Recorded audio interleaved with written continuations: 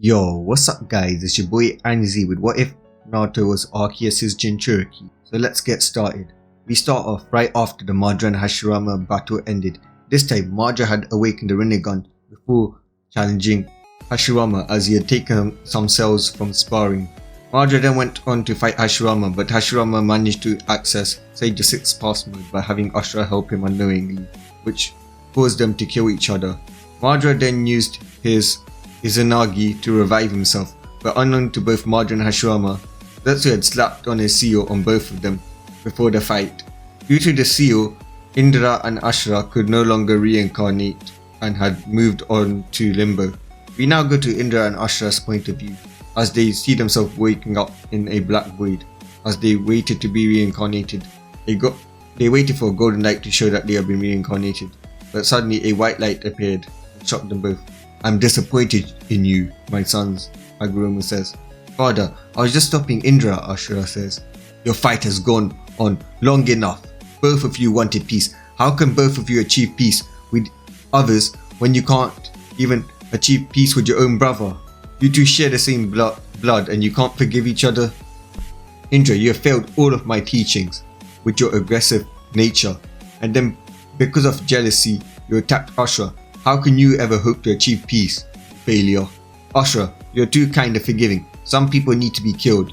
What if after you create peace in the world, somebody keeps on threatening it repeatedly? Are you gonna just let the guy walk alive so that when you die, they can just ruin it? But it doesn't matter anymore," Hagoromo says before they were about to speak. "Black Zetsu, my mother's will, has slapped a seal on you. That made it so that you stay in limbo forever. You therefore cannot reincarnate. Because of your foolishness, the world will end," Hagoromo says. As both Indra and Ashura looked devastated, all they wanted to achieve peace. "Father, we can fix this," they both said. "No Indra, no Ashura, both of you failed me. Both of you failed the world. Both of you failed your mother." As soon as Hagoromo said mother, both Indra and Ashura looked down.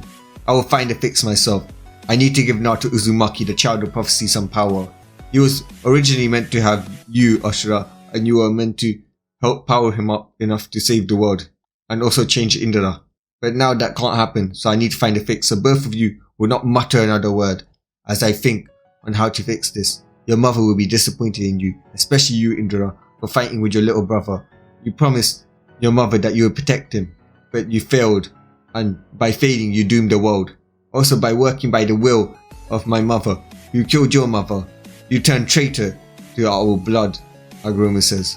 Hagoromo spent years thinking of a solution, as he decided to visit a powerful god for some guidance. This god had destroyed his world because he saw how corrupted humans got. Hagoromo then left to find this god. "Hello there, Hagoromo.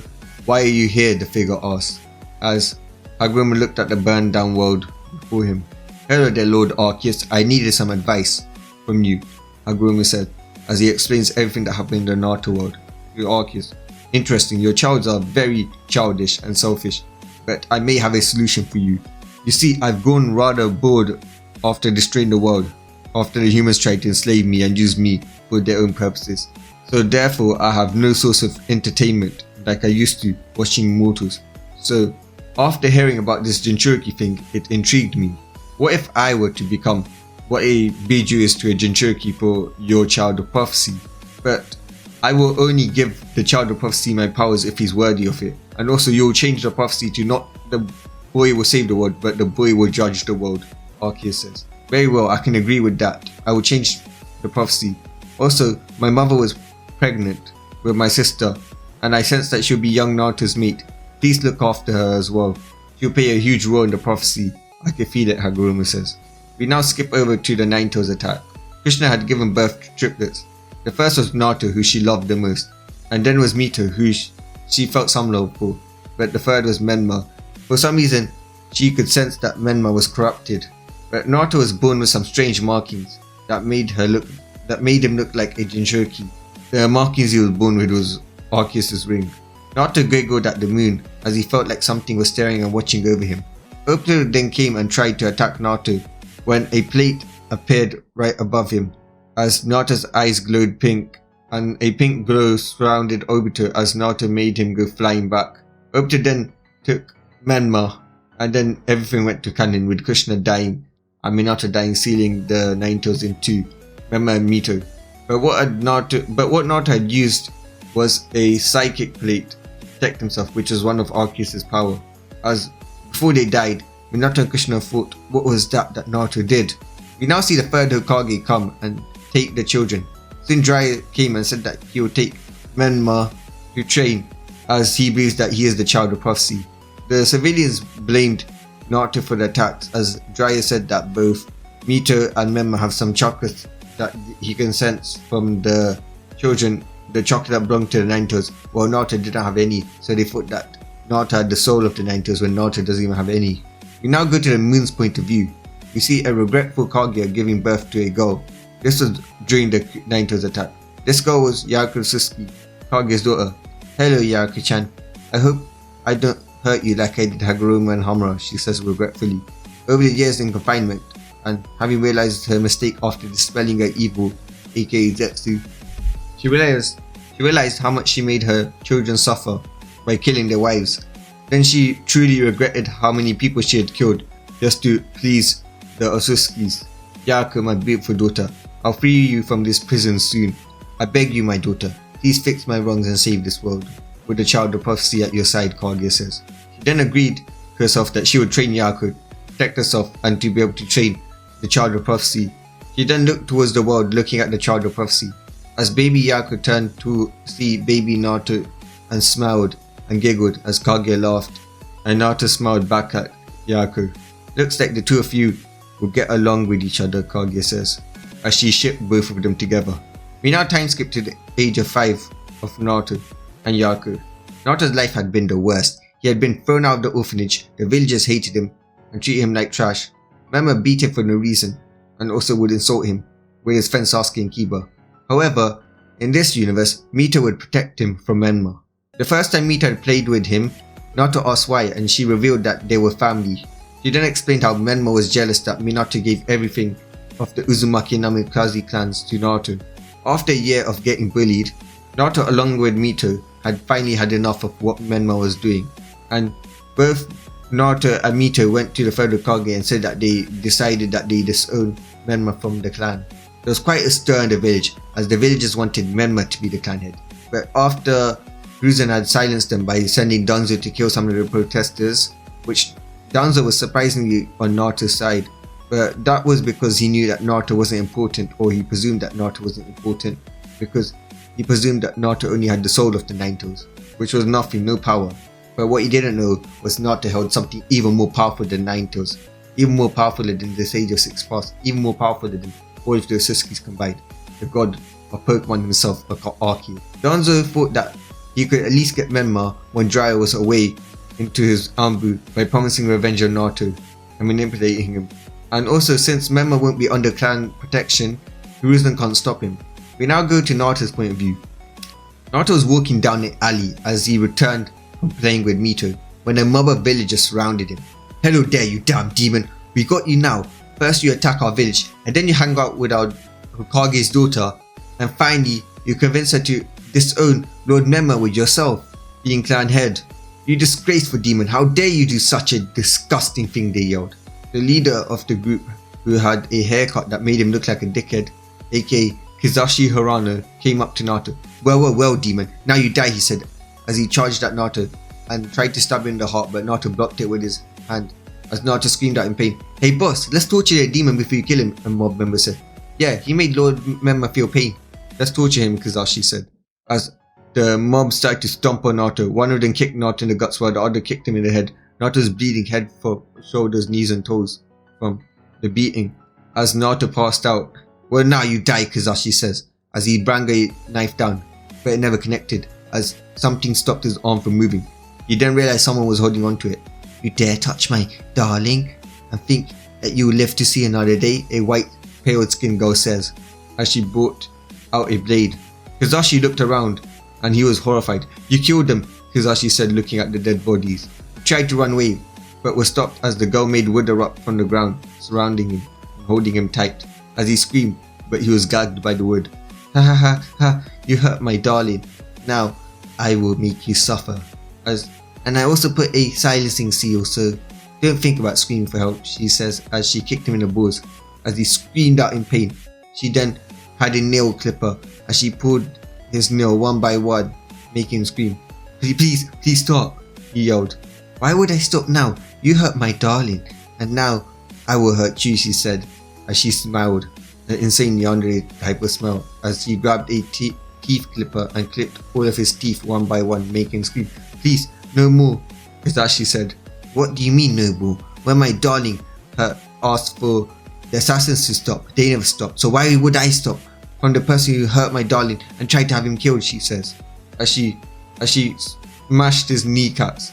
Please let me die, the broken man said. She then used a water style jutsu and then a lightning style jutsu, shocking him dead as he screamed out in pain. That's what you get for touching my darling Naruto. I'll do anything for my darling Naruto. Kill, torture, massacre, whatever he needs of me shall be done. He was my light in my darkness, and now I shall be his light, she says. We now go to Naruto's point of view. Naruto is standing in a beautiful hall with pillars as he came face to face with a horse-like being. Do not fear me, boy. I am Arceus, your partner, and I wanted to talk to you, the creature known as Arceus says. I am Naruto, and what did you want to talk about? He says. Well, little Naruto. I am Arceus, your partner, Arceus says as he explains what happened to Indra and Ashura and the deal he made with Hagoromo. Wow, you're so cool. So how do I use your powers, Naruto says. I will give you access to the plates of the basic elements. Fire, water, wind, earth, lightning.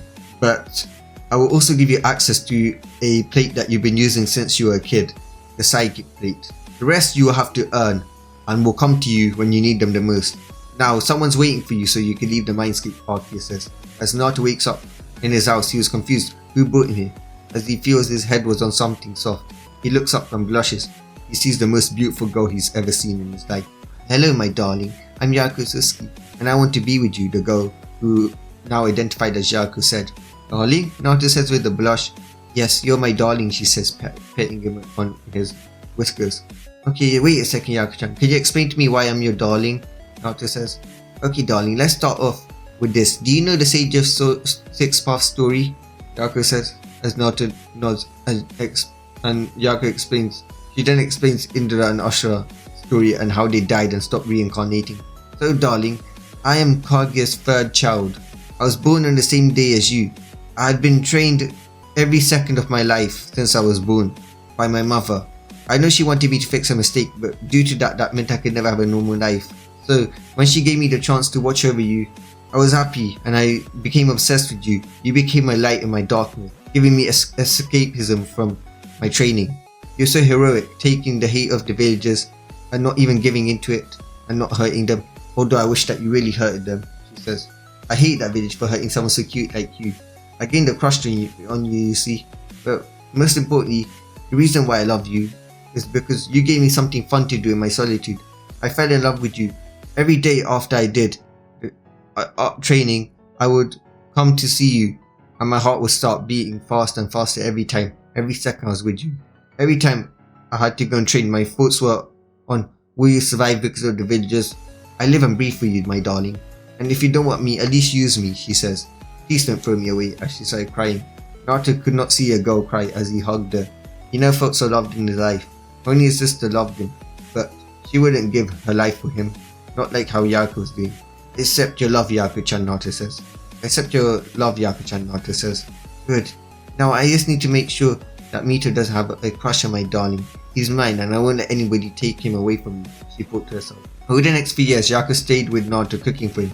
We now see Yaku at an underground base, as lying there was thousands of Anbu dead. As Yaku walked along the corridor with a sword in her hand, she then saw a round table with civilian council and elder council sitting at it. Danzo, how are we going to get rid of that demon scum Naruto? One of them asked. Yeah, you convinced us to let Lord Menma lose his birthright by agreeing to disown Menma from the Namikaze Uzumaki clan. Why was that? What was your plan? We want to know, another said. But suddenly, all of the council members in the shinobi in the room, the root shinobi, were cut down, apart from Danzo, who was wrapped in trees and had his arms and eyes pierced and cut off. You are a threat to my darling Naruto-kun, so die, Yaku says, not even letting him say another word, as she slashed his throat. Anyone who threatens my Naruto-kun, my darling, would die, Yaku says. As she goes to Naruto, burns her clothes, cleans herself of all the blood, and snuggles up with him in bed as she pulls his head into her breast and sleeps. That's all for today. Peace. Peace.